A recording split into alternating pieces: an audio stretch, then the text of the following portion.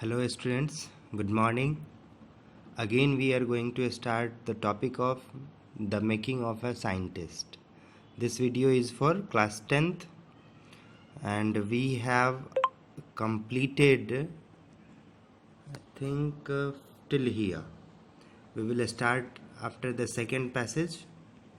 After the first passage, see, in this chapter we are going to learn about a scientist who was awarded many times, internationally famous थे वो, और उनके life biography एक तरह का है, childhood as का है, स्कूलिंग टाइम का है. चलिए हम लोग स्टार्ट करते हैं. I was his only companion until he started school, his mother said. इनकी मम्मी कहा करती थी कि मैं ही सिर्फ उसका एक अकेला कंपेनियन थी. कंपेनियन मीन साथी होता है. जब वो स्कूल में था या स्कूल स्टार्ट किया था. After that I would bring him home friends for him. और उसके बाद इन्होंने उनके लिए, साइंटिस्ट के लिए, उसके फ्रेंड्स को घर लाते थे. But at night we just did things together. Richie was my whole life after his father died when Richie was in third grade. Richie यहाँ पे किसका नाम है? रिचर्ड. रिचर्ड जब बहुत यंग थे, थर्ड ग्रेड में थे, तो उनके फादर का डेथ हो चुका था. ओके, इसकी मम्मी ये सारी बातें बताती है. She and her son spent almost every evening in the dining room table. वो और उसका बेटा हर शाम में डाइनिंग रूम में ही अपना टाइम बिताया करती थी. If he didn't have things to do I found work for him. अगर उसके पास कोई काम ना होता था तो ये उसकी मदर जो है उसको काम देती थी. Not physical work, physical work के बारे में नहीं कर रही थी वो, बट लर्निंग थिंग्स, चीज़ों को सीखने के लिए उसे काम देती थी. His mother said he liked it, he wanted to learn. देखिए, एक बच्चे में वो लर्निंग कैपेसिटी को डेवलप कर रही थी और वो बच्चा भी चाह रहा था सीखना.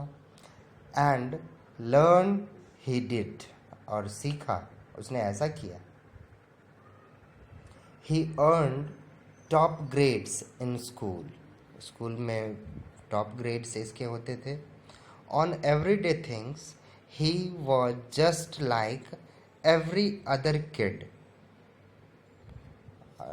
मतलब जैसा कि स्कूल जाते हैं बच्चे, ये भी वैसा ही था. His mother said. By the time he was in second grade, E bright had collected all 25 species of butterflies found around his hometown.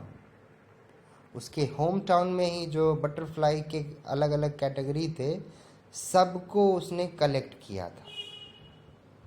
Okay, इस टेबल में दिया हुआ है all of them, white M hair streak, ये सारा butterfly का ये बताया गया है, कैरेक्टराइजेशन किया है. Species and sub species of butterflies collected in 6 week in Reading Pennsylvania. Okay, after that you must read all of these names. Okay, these are the 25 group of butterflies which he collected. That probably would have been the end of my butterfly collecting, he said.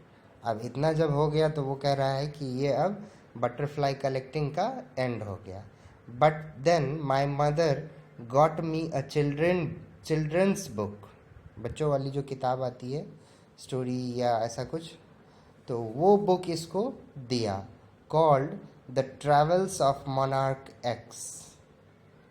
और उस book का नाम था the travels of monarch x. That book which told how monarch butterfly migrate to Central America. और उस book में बताया गया था कैसे मोनार्क बटरफ्लाई जो है सेंट्रल अमेरिका ट्रैवल करते हैं.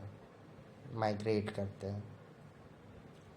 That book, which told how monarch butterfly migrate to Central America, opened the world of science to the eager young collector. ये जो थे बहुत ही eager थे कोई भी काम करने के लिए.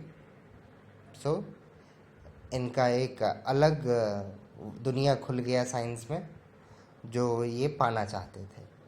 At the end of the book, readers were invited to help study butterfly migration. Book के एंड में कुछ दिया गया था, लिखा हुआ था. They were asked to tag butterflies for research by Dr. Frederick A.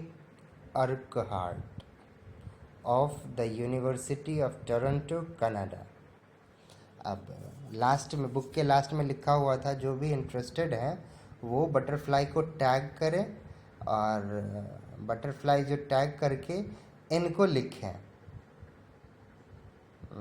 Doctor Frederick को, जो कि यूनिवर्सिटी ऑफ टोरंटो के थे, कनाडा के थे. Ebright's mother wrote to doctor Urquhart. उनकी मम्मी लिखी उनको. And soon Ebright was attaching light adhesive tags to the wings of monarch. और कुछ ही दिन बाद वो Ebright जो है बटरफ्लाई के विंग्स पे बहुत ही हल्की टैग लगा देते थे. Anyone who found a tagged butterfly was asked to send the tag to Dr. Urquhart. कोई भी जो टैग लगाता था उसको कहा गया था कि आप टैग लगा के भेज देना. कहाँ? उस डॉक्टर के पास, फेडरिक के पास, Frederick Urquhart. The butterfly collecting season around Reading last 6 weeks in late summer. Late summer में उन्होंने ये रीडिंग किया था सारे बटरफ्लाई का. चलिए आगे पढ़ते हैं. If you are going to chase them one by one, you won't catch very many. एक एक करके अगर आप चेस करने जाओगे तो बहुत सारा नहीं पकड़ पाओगे. So the next step for Ebright was to raise a flock of butterflies. Butterfly को पालना ही शुरू कर दिए वो. He would catch a female monarch. एक फीमेल मोनार्क बटरफ्लाई का नाम है, उसको पकड़ते थे. Take her eggs and raise them in his basement through their life cycle. जैसा उनका लाइफ साइकिल है उसी तरह से उनको रेज करते थे. From eggs to caterpillar to pupa to adult butterfly. अंडे से वो कैटरपिलर होता है, कैटरपिलर के बाद पुपा बनता है, उसके बाद एडल्ट बटरफ्लाई होता है. तो ऐसे करके उसको रेज करने लगे वो. Then he would tag the butterflies wings and let them go. तब वो उसको छोड़ देते थे, उस पे उसके विंग्स पे टैग करके. टैग क्या होता है जानते हो आप लोग? कोई चिन्ह छोड़ देना. Okay. For several years, his basement was home to thousands of monarchs in different stages of development. बहुत सालों तक इनका जो बेसमेंट था ये मोनार्क बटरफ्लाई का घर था वो, जहाँ पे वो डेवलप करते थे new butterflies from eggs. Okay, after that, this was the column how he collected in 6 weeks. Okay. Eventually, I began to lose interest in tagging butterflies. अब धीरे धीरे वो सिर्फ टैग करना और भेजना, इसमें इंटरेस्ट वो खोने लगे. It is a tedious and there's not much feedback. ये बहुत ही उसको क्या कहते हैं, बोरिंग वर्क उसको लगा और कोई फीडबैक इनको नहीं मिलता था. In all the time I did it, he laughed. सारे टाइम यही किया करते थे. Only 2 butterflies I had tagged were recaptured. and they were not more than 75 miles from where I lived. सिर्फ 2 ही बटरफ्लाईज ऐसे थे, वो पकड़ा गया था, लोगों ने पकड़ा था या डॉक्टर ने पकड़ा होगा, जो कि ज़्यादा दूर नहीं, 75 माइल्स इनके घर से दूर पे वो गया था और वहाँ पे उसको पकड़ लिया गया. So let it be for today.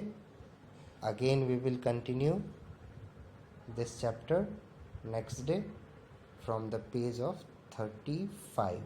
This is 34. Okay, have a nice day. Thank you.